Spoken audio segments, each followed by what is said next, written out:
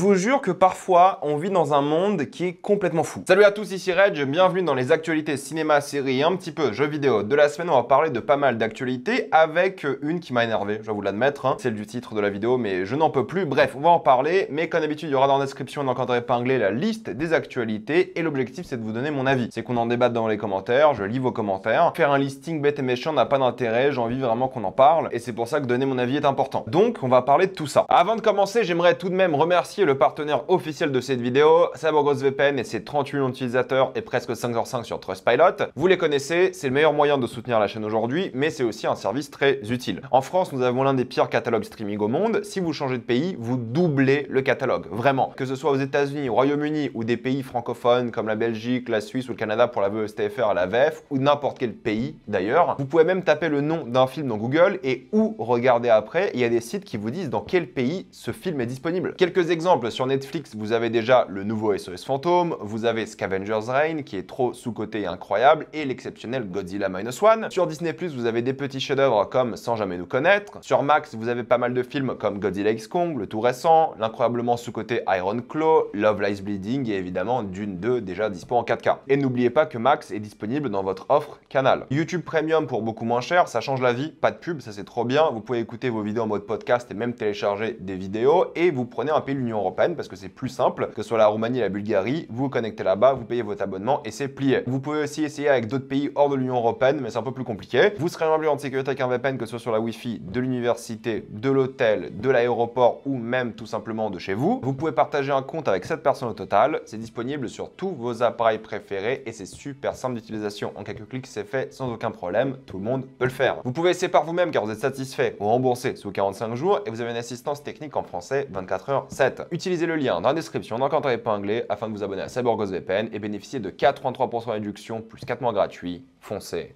sur l'offre. On va commencer avec l'actualité qui m'a pas mal énervé cette semaine. En gros, un peu de contexte, il y a Jack Black et son groupe de rock avec Kyle Glass qui s'est fait cancel. Tenacious D, pour ceux qui connaissent. Un peu d'historique, Tenacious D, c'est un groupe de rock qui existe depuis une trentaine d'années, voire plus, entre Jack Black et Kyle Glass. Un Jack Black que vous connaissez tous, j'imagine. Mais si vous êtes fan de rock, je pense que vous connaissez aussi Tenacious D. C'est un groupe à la base un peu humoristique, mais ils font aussi des vraies chansons et ils vont souvent en tournée. Ils ont fait, je crois, une ou deux séries, en tout cas j'en ai vu qu'une moi de Tenacious D. Ils ont fait un film ou plusieurs, mais j'en ai vu encore qu'un seul. C'est pas forcément un film que je conseille, mais c'est pas grave. Bref, ils ont fait plein de clips de musique. C'est un groupe plus ou moins connu, disons-le. Mais ça a toujours été un groupe de deux comédiens qui aimaient le rock. Et du coup, ils en ont fait une sorte de groupe de rock comédie, quoi. Ils font un petit peu les deux. Parfois, ils font des choses sérieuses, hein, je dis pas, mais c'est pas des trucs qui sont nuls, quoi. C'est des trucs qui sont bien. C'est pas juste un sketch. Je pense qu'il y a du vrai talent derrière et c'est vraiment bien fait. Ils ont fait des featuring avec des stars, des légendes du rock et tout. Bref, c'est un groupe qui est bien ancré depuis des décennies, qui n'a jamais réellement été pris, entre guillemets, au sérieux dans la manière dont ils font leur spectacle et tout, même s'ils se donnent à fond pour leur musique et tout. Donc c'est un bon mélange de talent, de sérieux et beaucoup de comédie aussi. Il n'y a pas que ça encore une fois, mais je vous résume ça très très vite. À Hollywood et dans le monde entier, c'est des gens qui sont plutôt connus, surtout Jack Black a une grosse carrière après. Mais c'est ça aussi qui l'a fait percer, Jack Black, c'est ses talents de musique, c'est pour ça qu'il chante dans beaucoup d'œuvres et c'est aussi ses talents en tant qu'acteur de comédie. Et c'est là que moi j'ai un petit problème, c'est que du coup, ils étaient en tournée récemment, la tournée a été annulée, vous allez comprendre pourquoi, et c'était l'anniversaire de Kyle Glass. Et en gros, Jack Black lui a fait une surprise, il lui a ramené un gâteau et il lui a dit ok bah voilà, fais un vœu. En étant surpris par le gâteau et le fait qu'il s'attendait pas du tout à ça, il fait un vœu qui est une blague un peu méchante, disons-le. Il dit la prochaine fois, ne manquez pas Trump. Tout le monde rigole sur scène, Jack Black compris, la foule rigole, tout le monde se tape une énorme barre, le show continue comme prévu et après le concert, qu'est-ce qui se passe? Jack Black et Kyle Glass se postent individuellement sur leur feed Instagram qu'ils regrettent la blague. Jack Black qui s'excuse en disant qu'il était pas au courant qu'il allait faire cette blague, c'était pas prévu, il se déresponsabilise complètement de son pote qu'il connaît depuis des décennies et Kyle Glass s'excuse de ce qu'il a dit. Leur tournée a été annulée dans la foulée et Tenacious D n'existe plus. Jack Black a dit que c'est fini. Il a arrêté une amitié et un groupe qui dure depuis des décennies à cause d'une blague. Mais c'est quoi la vraie raison? Parce que Jack Black, il a trouvé ça drôle, il a bien rigolé sur scène et tout. Visiblement, c'est son équipe de relations publiques qui lui a dit qu'il fallait faire cette excuse car tous leurs shows sont annulés. Ils sont annulés pour plusieurs raisons. Premièrement, le fait d'avoir insulté un président a énormément divisé. Donc forcément, toute leur tournée qu'ils allaient faire dans le reste des États-Unis, il y a des États-Unis qui sont bleus, d'autres rouges, démocrates républicains. Et la blague sur Trump passe pas du tout. Dans les États républicains, c'est un sacrilège de dire ça, même faire une blague dessus. Tu te fais cancel, c'est pas pour rien que The Boys ont fait un message d'avertissement. Donc si tu parles mal de cette tentative, c'est le cancel absolu. Et de l'autre côté, dans les autres salles de concert ou stades ou peu importe, les assurances, visiblement, ont aussi dit que non, on va pas le faire, on va pas vous assurer parce que peut-être qu'il y aura un mec un peu fou, républicain ou autre, peu importe, qui va venir foutre le bordel parce que vous avez fait cette blague. Tournée annulée, groupe complètement cancel, Jack Black, il est en train d'avoir peur parce qu'il sort bientôt son film Minecraft et tout, donc il faut qu'il ait une bonne image. Il coupe tout lien qu'il a avec Kyle Glass, son ami de décennies, encore une fois, et Kyle Glass, lui, de son côté, supprime le post d'excuses qu'il a fait et il assume. J'aimerais juste vous dire qu'on est en train de péter un câble. Le mec s'est fait cancel pour une blague qui est pas drôle, soyons honnêtes. Tu sens qu'il y a une tension dans ton pays, c'est peut-être pas le moment de faire cette blague. Je suis d'accord que c'est pas le meilleur timing. Mais dire que c'est une blague qui accepte la violence politique, c'est juste une blague. C'est une blague un peu méchante, mais elle est personnelle. C'est juste concernant Donald Trump. C'est pas un dieu. On peut encore faire des blagues, certes sur un assassinat, sérieux, mais surtout sur des politiques. Si on doit se faire cancel à chaque fois qu'on fait une blague sur un politique, ça veut pas dire que tu veux littéralement tuer le mec. C'est une blague, ce sont des comédiens. Encore, il aurait dit un truc sur une communauté. Une blague, je sais pas, antisémite, transphobe, islamophobe, homophobe et tout. Sur les femmes, j'en sais rien. Peut-être, j'aurais trouvé ça un peu différent. Je me suis dit, bah quand même, soyons sérieux un petit peu. Là, t'insultes toute une communauté, certes avec une blague. On insulte un mec. Ça aurait été Trump, Biden, peu importe. T'insultes un mec, un politique. Peut-être je suis un peu fou ici, hein, mais la vitesse à laquelle ils se sont fait cancel parce qu'ils ont pas aimé une blague. Et puis l'autre côté, quand tu vois l'extrême droite américaine et l'extrême droite de manière générale dire des choses absolument horribles, Trump compris, hein, il dit des choses qui sont affreuses sur les femmes, sur les viols, sur les immigrés, les étrangers. Il est d'une violence tellement rare. Et là, on fait une blague sur lui et c'est fini. On devient fou. Et il a pas abusé. À la limite, tu vois, c'est pas comme Gina Carano. On lui a dit, bon, tes remarques antisémites, t'arrêtes, on va te virer. Elle a continué, elle s'est fait virer. Chais, mérité, je maintiens. Là, c'est une blague dans un moment un peu d'euphorie, son anniversaire, dans un climat où il s'est dit, je vais essayer de dire un truc drôle et ça n'a pas matché. Bon, ça arrive. Enfin, sur scène, ça a marché, les gens rigolaient, Jack Black a rigolé et ils se font démonter pour ça, quoi. Je trouve ça quand même assez fou que tu puisses plus rien dire, surtout au States sur les politiques, mais même chez nous, hein. Tu dis des dingueries sur des politiques, tu te fais démonter alors que eux, ils disent des dingueries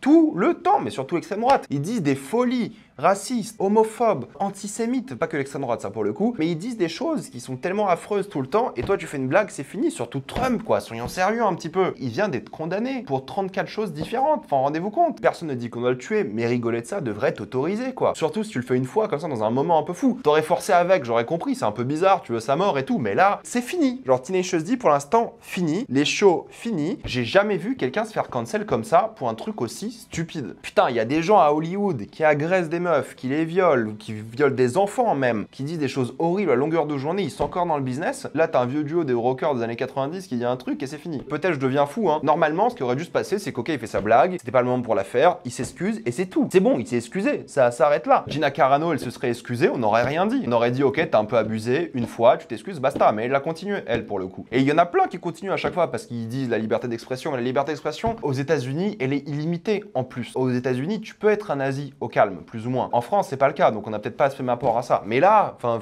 liberté d'expression aux States, pour un truc aussi bancal, se faire cancel, c'est chaud. Encore une fois, peut-être c'est juste moi qui deviens fou, hein. Il y en a plein qui vont dire non, mais tu dis ça parce que c'est Trump et tout. En vrai, ça aurait été Biden, la même, je m'en fous. Je suis pas américain de toute façon, je m'en branle. Mais je suis désolé, t'imagines, tu fais cette blague sur Macron et on te cancel. Il y en a plein qui la font tout le temps, cette blague. Il y en a plein qui veulent tuer Macron et le disent tout le temps en blaguant, genre des comédiens et tout. Et tout le monde s'en fout. Mais d'un coup, aux States, c'est devenu grave et ça gâche des carrières pour rien. Et encore un petit coup de gueule quand même, parce que j'ai souvent vu des influenceurs français ou américains gueuler de la cancel culture lorsque ça concerne un peu des idées de gauche, les droits LGBT, les droits des personnes étrangères, des choses comme ça, même par rapport à des commentaires antisémitisme que je considère pas forcément de gauche ou de droite, c'est quelque chose de plus ouvert, disons. J'ai vu personne gueuler sur ça. Quand quelqu'un s'est viré pour des propos abjects, là ça gueule, mais là, pour une vieille blague, personne ne gueule. Ils veulent la liberté de faire des blagues sur les gays, sur les trans, sur n'importe quelle minorité, mais dès que ça touche à quelqu'un d'extrême droite ou à la religion, des choses comme ça, c'est bon, d'un coup tu peux plus déconner ou faire des blagues. Peut-être j'ai pété un câble, j'en sais rien, mais dites-le moi dans les commentaires. Concernant Crunchyroll, j'avais dit la semaine dernière qu'ils ont supprimé les commentaires sur leurs épisodes, et bien les commentaires étaient supprimés à cause d'une sorte de polémique parce qu'ils ont fait la traduction des sous-titres via une IA et la traduction était catastrophique, surtout par rapport à d'autres plateformes de streaming, c'était horrible, ils se sont excusés, ils n'ont pas réactivé à la dernière nouvelle les commentaires, mais ils ont fait une vraie traduction parce que la traduction par IA était dégueulasse. Encore une fois, les traductions par IA, il n'y a pas de problème du moment qu'elles sont vérifiées par des vrais traducteurs. Et je pense que c'est la mode aujourd'hui, hein. Tu reçois un script qui est fait par IA, très bien, et les traducteurs aujourd'hui vérifient et ils corrigent. Ça fait gagner du temps à tout le monde. Il y aura aura sûrement des emplois qui seront perdus dans la foulée, sûrement, mais il y a quand même un travail qui dure longtemps de correction, parce que tu dois toi-même retraduire, et c'est pas évident. C'est une pratique qui va exister de plus en plus, et c'est triste, mais les traducteurs, ils sont là pour ça aussi. C'est pour vérifier ce genre de choses, qu'ils soient faits par IA ou pas. Donc juste embaucher des traducteurs, c'est tout. Glenn Powell sera la tête d'affiche dans un remake de Backdraft, ce que je trouve assez étonnant. Je pensais pas qu'un remake de Backdraft était prévu, mais vu le star power qu'il a en ce moment, vu la présence qu'il a à Hollywood, pourquoi pas. Moi, j'ai pas vu Backdraft pour le coup, je le regarderai avant la sortie du remake, mais ça va se faire. C'est un film catastrophe assez réputé, et un remake arrivera. La série Halo a été annulée après 2 saisons, mais tout de même, les producteurs sont en train de rechercher une nouvelle plateforme de streaming. J'ai pas vu la deuxième saison pour le coup, j'ai pas eu l'envie, honnêtement, cette année de la regarder, donc j'ai pas vu. Moi, j'avais bien aimé la première saison, mais je suis pas fan des jeux, donc forcément, j'allais trouver ça un peu plus correct. Pas de troisième saison pour l'instant, mais ils vont chercher quelqu'un pour le faire. Mais encore une fois, si tu fais une mauvaise adaptation de jeu vidéo, si les joueurs ne regardent pas ta série, ça sert à rien. On l'a vu avec Fallout, on l'a vu avec The Last of Us. Quand tu respectes l'œuvre originale, ta série marche bien. Fatal sera de retour en 2026, oui, vous l'avez bien entendu, il sera de retour dans 2 ans. Ça risque d'être le projet le plus insupportable de la planète, parce que je pense pas du tout que Fatal peut très bien vieillir aujourd'hui, mais ça peut être intéressant justement de réadapter Fatal, de voir comment on peut reprendre cet humour aujourd'hui. Fatal, c'est quand même sorti avant YouTube, les réseaux sociaux et tout, du coup il y avait cette ambiance quand même qu'on voit beaucoup maintenant, je trouve, sur les réseaux. Donc à voir si ça peut bien vieillir. Mais ça m'intéresse, ça peut être rigolo, pourquoi pas. Shannon Doherty, que vous connaissez pour beaucoup d'entre vous, en tout cas moi je l'ai connu de la série Charmed, nous a quittés malheureusement. Je pense qu'elle a marqué beaucoup de personnes, surtout dans cette série, mais dans plein d'autres œuvres. Une pensée à sa famille et ses amis. Ralph Fiennes jouera Ulysse dans le film The Return, qui racontera le retour d'Ulysse, du coup 20 ans après son voyage, quand il voit que son royaume a complètement changé et il doit reprendre la main dessus. Je vais pas vous en dire plus pour ceux qui n'ont pas lu l'Odyssée. Lisez l'Odyssée, c'est trop bien. C'est genre la base de toute œuvre, en fait, tout simplement. Il y a plein de versions hyper accessibles, vous inquiétez pas. Donc je suis quand même assez curieux de voir ce que ça va donner. Et Ralph Fiennes, pour son âge,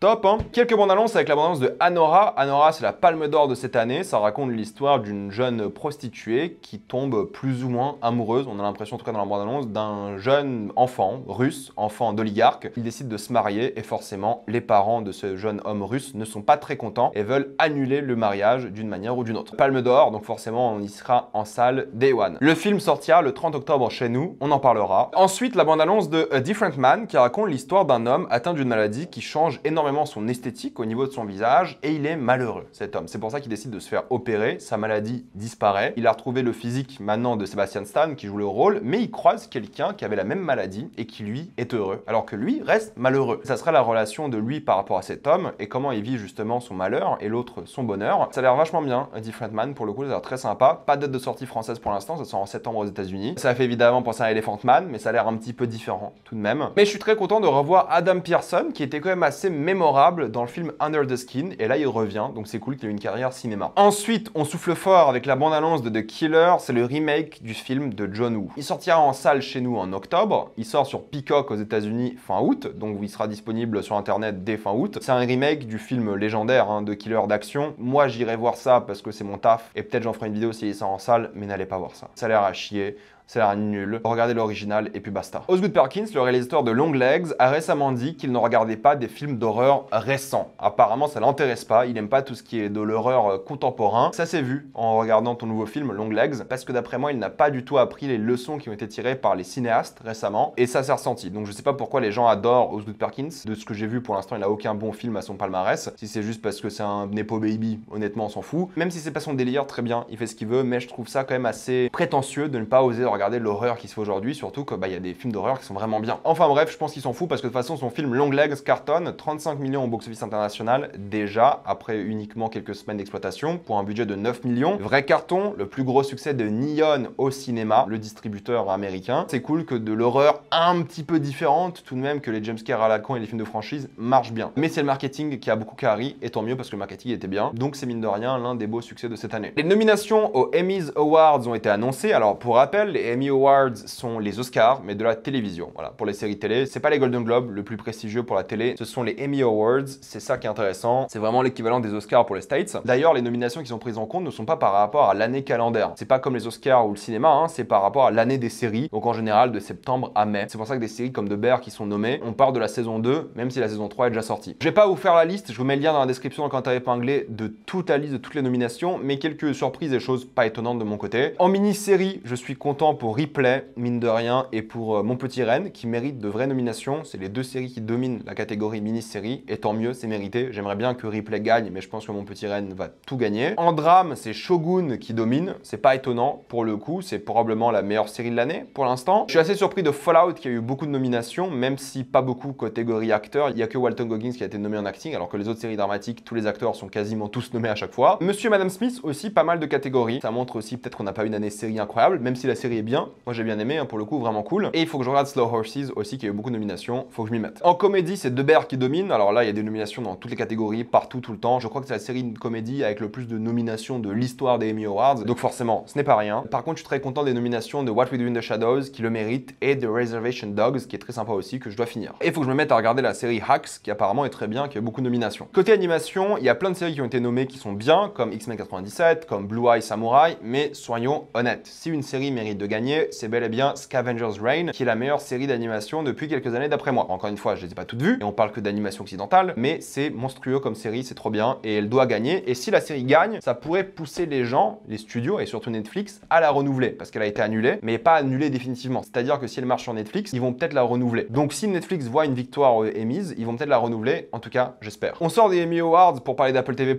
la série Présumé Innocent a été renouvelée pour une saison 2. Moi, je pensais que c'était une mini-série, à la base, ça devait l'être, hein, qui reprenait l'histoire du film, et je me suis dit, ok, bah dès que la série sera finie, l'histoire du film sera complétée. J'ai envie de regarder le film, pour le coup, je l'ai pas vu, mais là, une saison 2, ça fait un peu forcing. J'ai peur de voir ce qu'ils vont faire, mais bon, si ça peut se libérer un peu du film, pourquoi pas, on verra bien. Côté Amazon, Fallout, pour le coup, avance bien. Apparemment, ils sont en avance, les scénarios ont déjà été donnés, et ils vont bientôt commencer le tournage. On verra bien en fonction des acteurs, mais ils se sentent assez chauds pour commencer rapidement. Ce qui en vrai est cool, même s'il y a moyen qu'on attende toujours 2 ans pour voir la suite. Citadel Diana a montré sa première bande-annonce. Qui a vu la série de Citadel? Je crois que c'est dans mon flop de l'année dernière, c'est à chier. Et là, le spin-off Citadel Diana, un spin-off d'une série qui a pas de succès, c'est fou quand même, hein, et qui est surtout à chier, a montré sa bande-annonce, et ça a pas l'air bien. Honnêtement, ça a l'air assez anecdotique, et je n'y crois pas des masses. Concernant Disney, la bande-annonce de Captain America Brave New World a été diffusée. Écoutez, c'est moche, voilà, disons les choses, hein, c'est pas beau du tout, ça a l'air pas du tout fini comme film, et il sera pas fini pour février, croyez-moi. Il y a jamais beaucoup de différence entre les effets spéciaux de la première bande-annonce et les effets spéciaux finaux. C'est pas la faute des artistes, encore une fois, c'est la faute de Marvel. Je n'y crois pas du tout, ça a pas l'air intéressant, ça a pas l'air beau. Je pense que ça ira en soi, comme toute production Marvel, ça peut le faire genre sur un niveau minimum, ça peut être sympathique et puis oubliable, mais ça donne pas spécialement envie, et je pense pas qu'il va bien marcher. Alors que le budget apparemment est colossal, à voir, mais ce n'est pas normal que ça ressemble à ça, et en vrai on s'en fout.